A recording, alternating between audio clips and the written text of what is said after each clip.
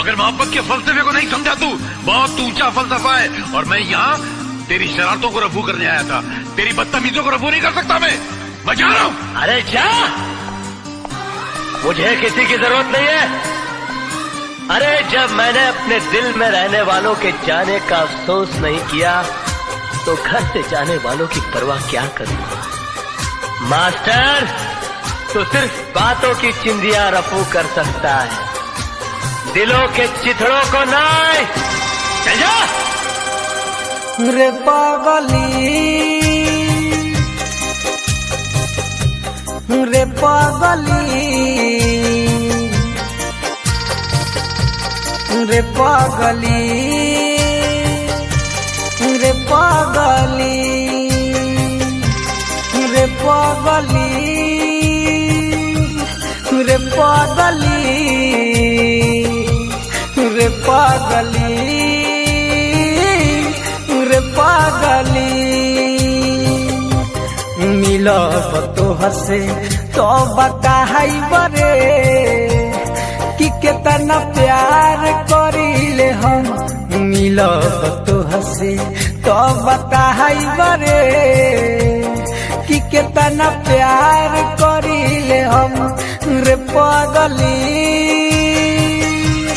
रे पागली, रे पागली, रे पागली। तुम क्या सोचती हो मुझे तुम्हारे जिस्म की जरूरत है? तुम्हारे शरीर की भूख है मुझे? मैंने कभी तुम्हारे जिस्म से नहीं, तुम्हारी आत्मा से प्यार किया, लेकिन तुमने मेरी कद्र नहीं की, मेरा इंतजार नहीं किया। मुझे किसी गुजरे हुए वक्त की तरह भुलाकर किसी और का हाथ थाम लिया। प्यार हम दोनों ने किया, मगर तड़पना सिर्फ मेरे नसीब में। तोह के कमाल मुबा दर्द में बानी हो, ऐसन सजा हमके काहे दिहल तुरानी हो। हमारा पका बीते इन तोहरा बुझाई हो, याद तोहर रानी हो मुँहले पजाई हो। रे पागली, रे पागली, रे पागली, रे पागली। कृष्णा, तू करता कि नहीं? करता है? हाँ? नहीं? नहीं? हे राम! कृष्णा, ये तुमने क्या किया?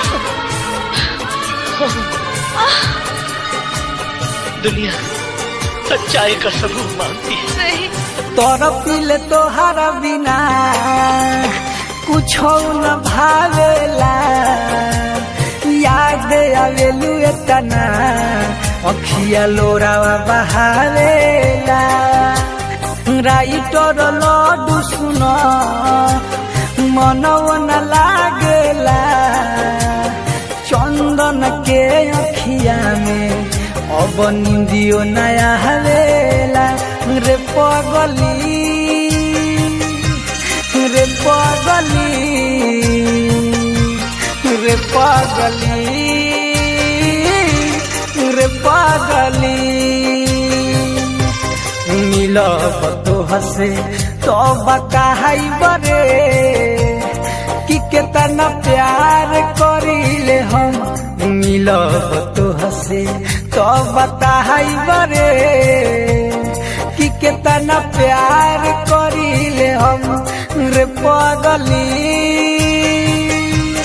रे पागली, रे पागली।